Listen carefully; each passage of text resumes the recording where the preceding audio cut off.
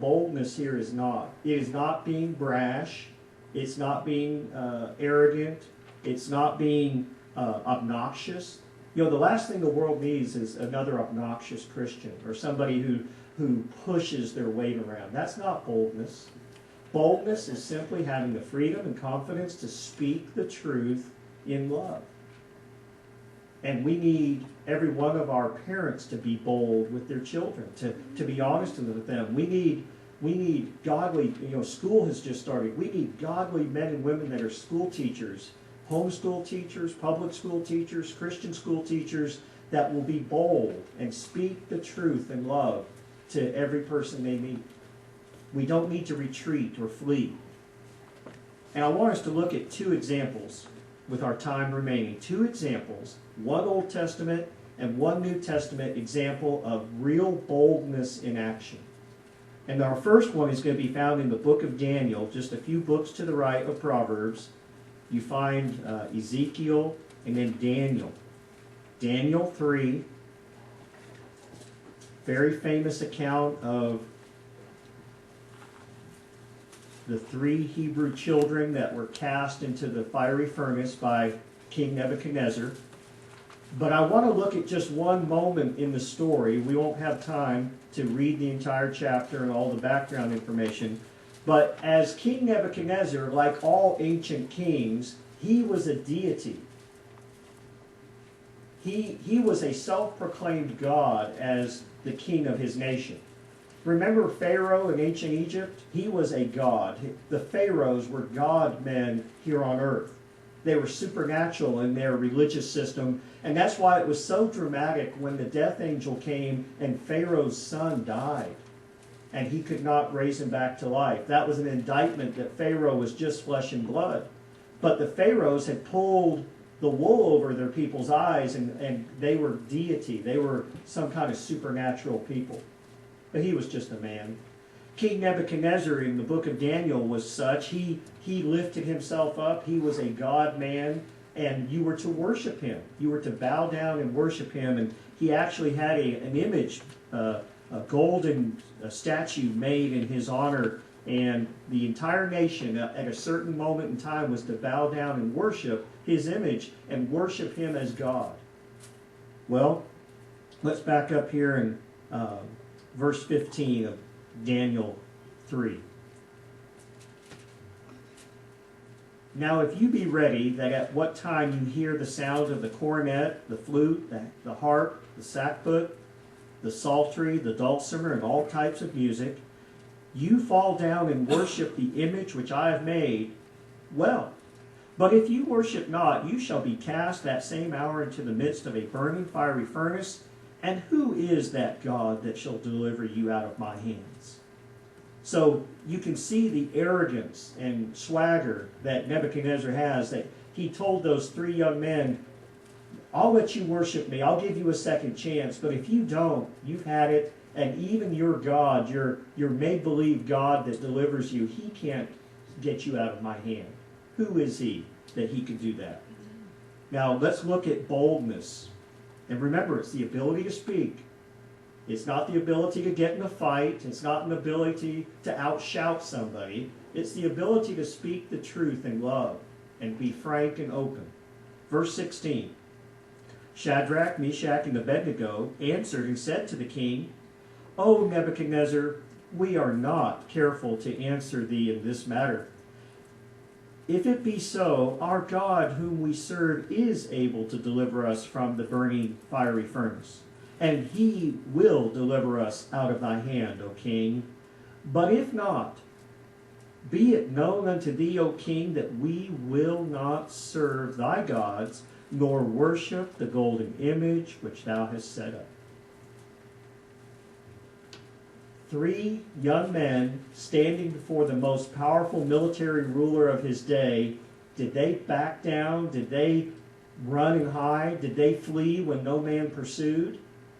No, they stood their ground and told the truth and made a very, very clear line in the sand that they were going to worship the true God and not him or any of the other false gods of ancient Babylon. Well, it cost them their lives. They were thrown into that fiery furnace. But as God had supernaturally delivered them, the king recognized that it was, in fact, the one true God, Jehovah, who had delivered them. And that fourth man, I love in the King James, when Nebuchadnezzar looks into the furnace, he says, "Did we not throw 3 men bound into the midst of the fire? But lo, I see 4 unbound and walking in there, and the fourth man appears as the Son of God." God has come into that furnace in the form of Jesus Christ and delivered them. And for the rest of the book of Daniel, you see King Nebuchadnezzar making decrees not to worship him or the gods of Babylon, but you have to worship the one true God, Jehovah. So who was able to deliver them out of his hand? God could. And that's why you and I can be bold as lions, because we serve the one and only true God.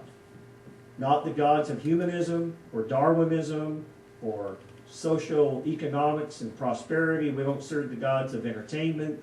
We serve the one true God that says you must worship me and me only. Now let's look at a New Testament example of real boldness, and then we'll again finish with that question, how bold am I this morning? We are in the book of Acts in the New Testament, just after the Gospel of John in the New Testament, the book of Acts chapter 4. The wicked flee when no man pursueth, but the righteous are as bold as a lion. We are in Acts chapter 4, verse 1. This is in the early church. Jesus has risen from the dead, and his followers are going village to village, telling people the news that Jesus has risen from the dead. And we pick up the first government persecution of believers in Acts chapter 4, verse 1. "And as they spoke unto the people, the priests and the captain of the temple and the Sadducees came upon them, being grieved that they taught the people and preached through Jesus the resurrection from the dead. And they laid hands upon them, and they put them in hold until the next day, for it was now eventide. Howbeit many of them which heard the word believed, and the number of the men was about 5,000. So you had a collision point between the followers of Jesus, and this was a ragtag group of ex-fishermen, a tax collector, just a hodgepodge of people. None of them were from the social elite or wealthy. They were typically a lower class. There were no classes back then. You either were socially elite or a peasant or poor. And so these were your poor, uneducated fishermen and laborers following this man named Jesus. And the number had grown from about 120 to over 5,000 in just a matter of days. This movement was gaining traction and gaining a following every day. And so it had to be stopped. They'd already put Jesus to death, so now they're going to arrest these men. And we move down in the story to verse 13 to save some time here. Acts 4:13. They've arrested them and they've brought them to be interrogated, and this is what happens. Now when they saw the boldness of Peter and John and perceived that they were unlearned and ignorant men, they marveled, and they took knowledge of them that they had been with Jesus. What was it that was so amazing? It was the boldness of John and Peter. Now, those of you that know the Gospels well, you know that Peter, when he was there with Jesus, when Jesus was arrested, what did he try to do? Somebody help me out. He cut the ear off the high priest's servant. He brought out a sword, and he was going to Rambo his way to the new kingdom. Young people are going, who's Rambo? It's rough out here, getting old. Yeah, Billy knows. But the idea of trying to use a military action, Peter said, I'm not going to let this happen. I'm going to take things in my own hands. He takes his sword out and he starts filleting the opposition, literally. Jesus